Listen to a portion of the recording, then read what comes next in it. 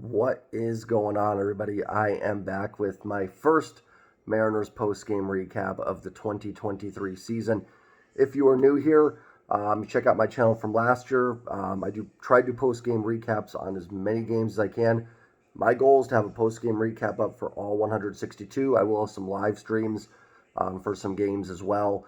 Just going to go over the game, my thoughts on the Mariners game today. The Mariners come away with a 3-0 win over the Cleveland Guardians to improve or to start the season 1-0. Opening day is always kind of hard to dive too much into. We don't have, you can't get on guys going 0 for 4. It's one game, so it's hard to dive in too much after one, but certainly an impressive win for the Mariners. I think we can take some things away. I think we can get a glimpse at why we think this team has a chance to be really good. I think we saw maybe some areas where there could be some struggles this year. But all in all, the team is 1-0. And listen, they all count for one. Yeah, is a game on March 30th the most important one? No. But every single regular season game is worth one. So get them now. They all count. They all count. So right off the bat, Luis Castillo, fantastic. 6 innings, 1 hit, no walks, 6 strikeouts. He went 3-0 on Kwan to start the game, and after that was just dominant. The Guardians certainly not the best offensive club in the league. They can hit a little bit, not a lot of power though. They got Jose Ramirez in the lineup. Josh Bell's decent. Josh Naylor's a decent hitter. Jimenez is a decent hitter. Rosario's solid. Zunino can run into one. And Kwan's good as well. So they're not, terrible, but it's certainly a Guardians team that honestly kind of mirrors the Mariners a little bit. That their strength is their pitching staff. Certainly, I think the Mariners' offense is a little bit better than Cleveland's, but certainly not a great offense in Cleveland, but a capable one. And they won 92 games for a reason last year. Castillo was phenomenal.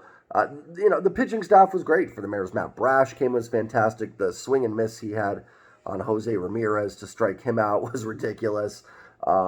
Sewald did his thing.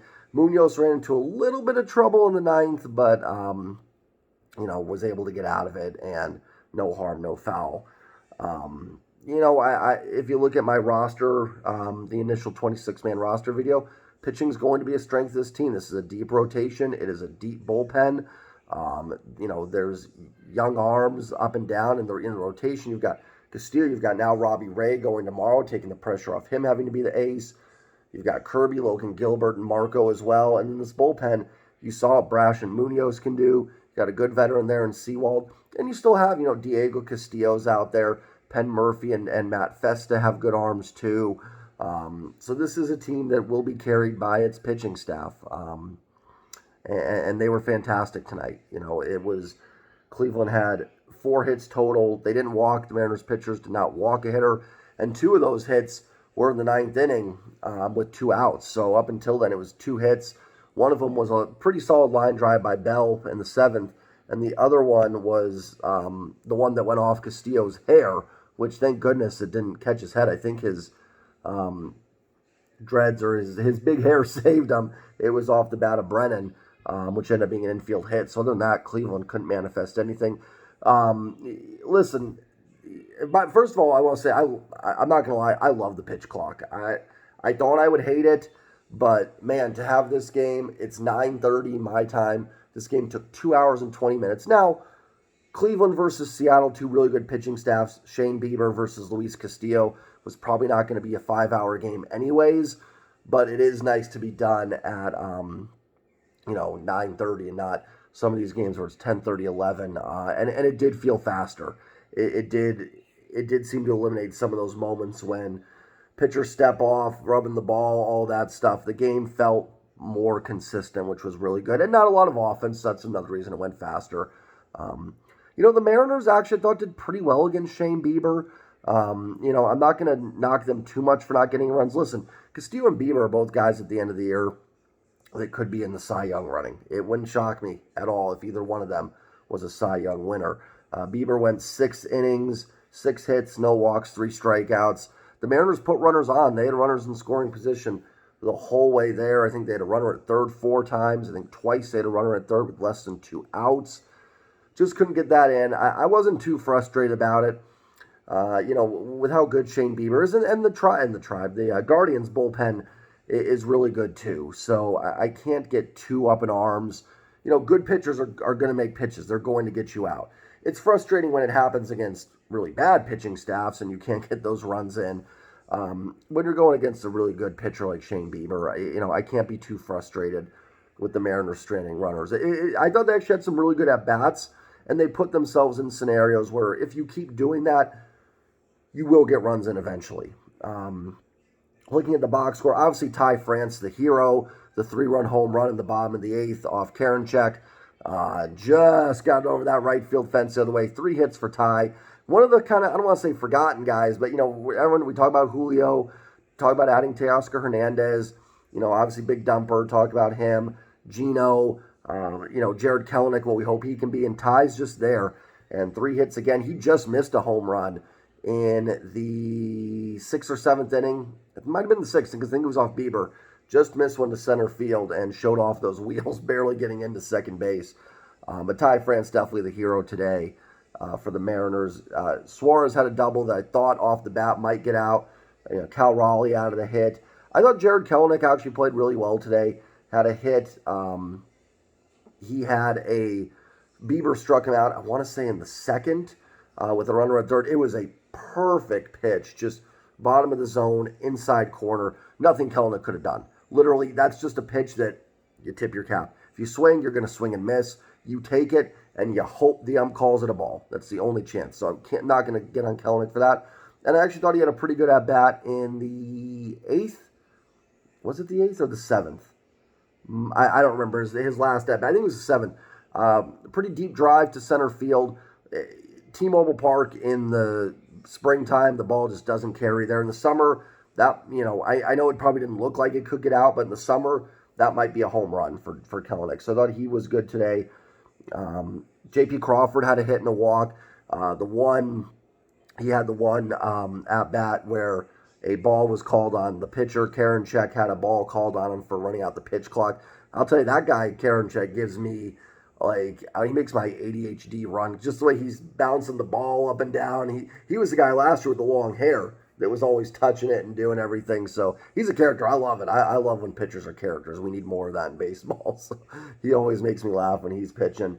It looked like the Mariners fans might have gotten to him a little bit. They started getting on him when he had because he came out and he threw 2 strikes right away to J.P. Crawford, and then he had the ball called on the pitch clock, and it seemed to affect him. It did. I will say, out of all the pitchers today, Karinchak for Cleveland was the only one I thought looked a little affected by the pitch clock. He likes to slow the game down, so it's going to take some getting used to for him, certainly. I know during spring he was called on one as well, so I think he was like I said, he was the only pitcher out of all of them.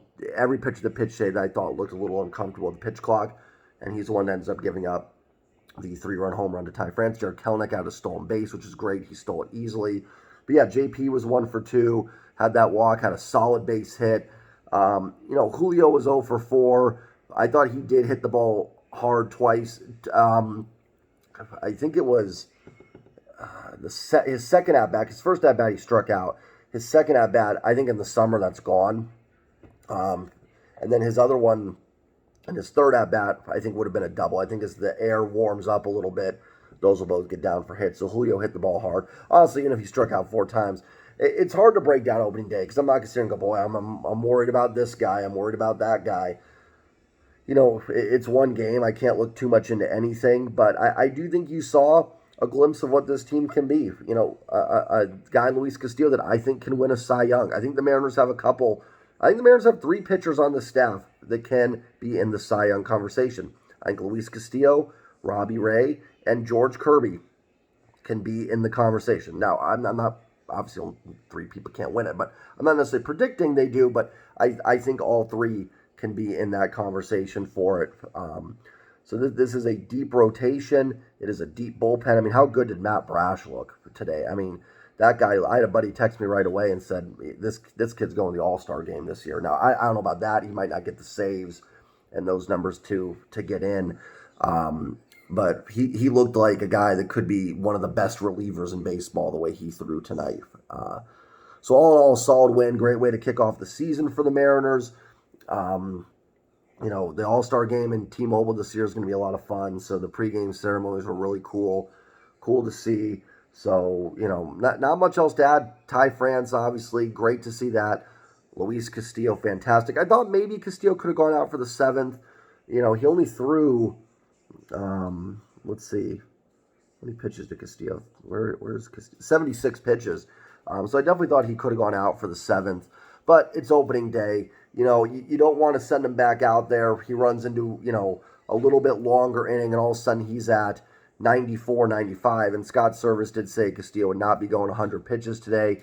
Not that 76 is necessarily close, but all it takes is one inning with a couple guys on to get that there. So I'm fine with it. And the Mariners' bullpen is really strong. If the bullpen was weak, I'd maybe sing a different tune.